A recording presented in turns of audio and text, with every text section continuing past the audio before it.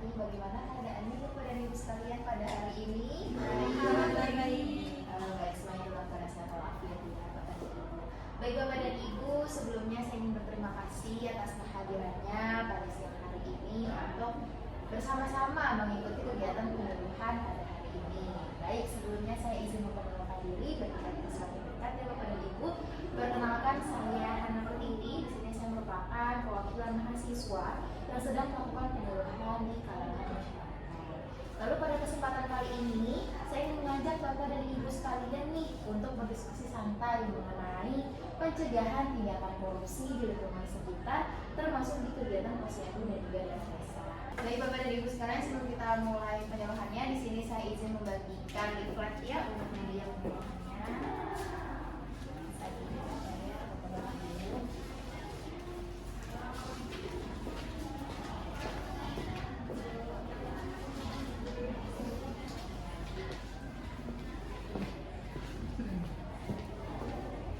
Baik Bapak dan Ibu sekalian, kita semua tuh pasti tentu ya ingin hidup di lingkungan yang hijau dan bersih, di mana kegiatan posyandu juga bisa berjalan dengan lancar, dana desa digunakan juga bisa dengan benar, serta masyarakat dapat merasakan kesejahteraan.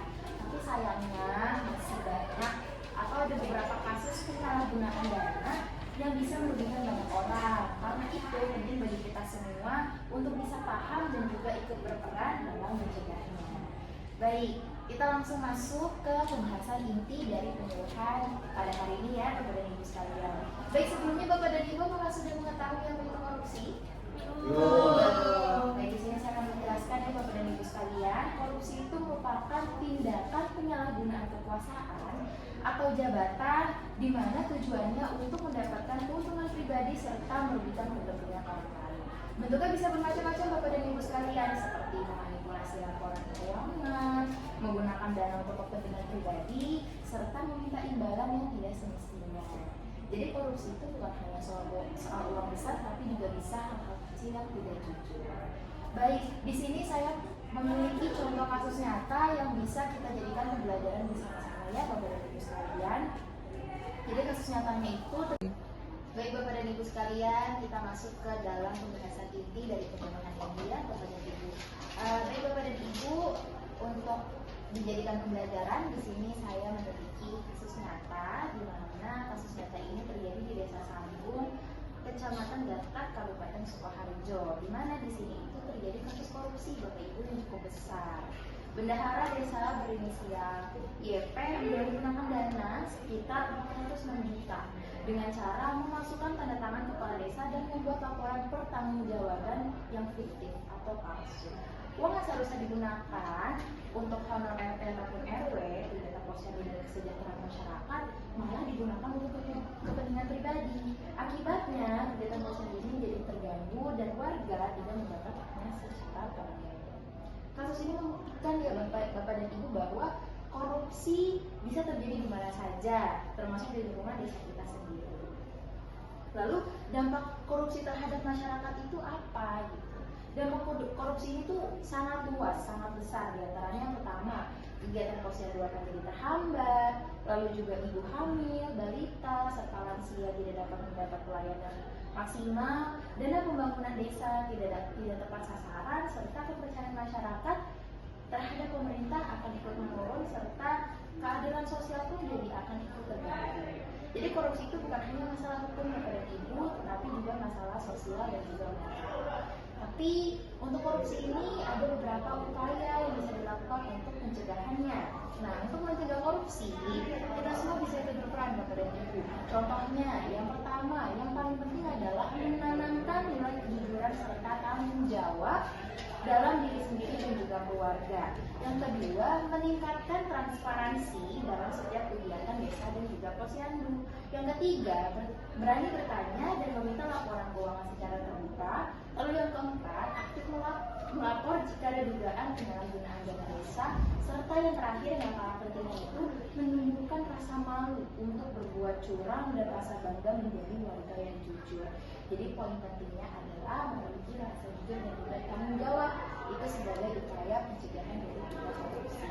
Semua ini bisa dimulai dari hal kecil Bapak Ibu, misalnya jujur dalam mencatat kehadiran posyandu, menggunakan dana kas sesuai dengan peruntukannya dan tidak menutupi soal informasi publik. Baik, untuk selanjutnya dari Bapak atau Ibu ada yang ingin ditanyakan? Saya. Ya, dipersilakan untuk ya, kakaknya.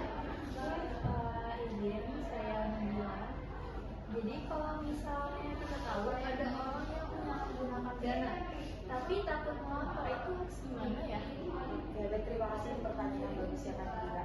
Baik, rasa takut itu hal yang wajar Kak, tapi kita bisa melapor dengan cara yang aman. Misalnya bisa melaporkan ke kepala desa mengenai hal tersebut.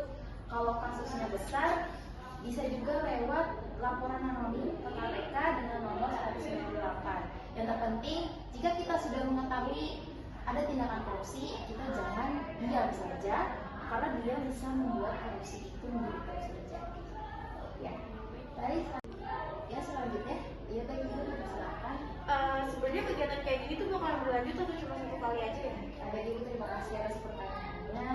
Baik Ibu, untuk saat ini memang kegiatan penyuluhan ini baru terjadi sekali ini aja ya Bu. Tapi kami di sini berharap bisa jadi awal dari kerjasama yang berkelanjutan. Harapannya nanti bisa dilanjutkan juga dengan kegiatan edukatif lain seperti pelatihan kader atau sosialisasi transparansi dana posyandu ya. Baik, untuk selanjutnya. Ya baik. Oke, apa benar kasus Desa Sanggung itu benar adanya? Baik Pak, terima kasih untuk pertanyaan.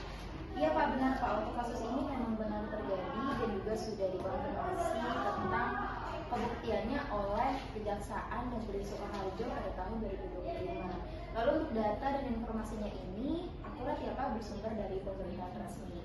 Saya sampaikan kasus ini itu bukan untuk mempermalukan desa ya Bapak dan Ibu sekalian, tetapi sebagai contoh nyata agar kita semua bisa belajar dan juga lebih berhati-hati. Baik, apakah ingin ditanyakan kembali? Sudah cukup. Baik, terima kasih Bapak dan Ibu atas pertanyaannya. Baik, kesimpulan dari penyuluhan pada hari ini adalah kita bisa simpulkan bahwa korupsi itu bukan hanya terjadi di tempat besar ya Bapak dan Ibu, tapi juga bisa muncul di lingkungan sekitar kita. Semua warga memiliki tanggung jawab untuk menjaga agar dana desa dan juga kegiatan posyandu bisa berjalan dengan jujur, transparan, dan juga adil. Lalu karena itu, mari kita bersama membangun Desa Sanggung menjadi lingkungan yang bersih, jujur, dan juga bebas dari korupsi ya Bapak dan Ibu sekalian. Dengan kejujuran, kita bisa menciptakan pelayanan posyandu yang lebih baik dan masyarakat yang lebih sejahtera. Baik, saya tutup penyuluhan hari ini dengan pesan, mulai dari diri sendiri, mulai dari hal kecil, dan mulai dari sekarang untuk melawan korupsi. Baik, terima kasih atas perhatian Bapak dan Ibu sekalian. Saya akhiri, kurang lebih mohon maaf. Wassalamualaikum warahmatullahi wabarakatuh. Waalaikumsalam warahmatullahi wabarakatuh.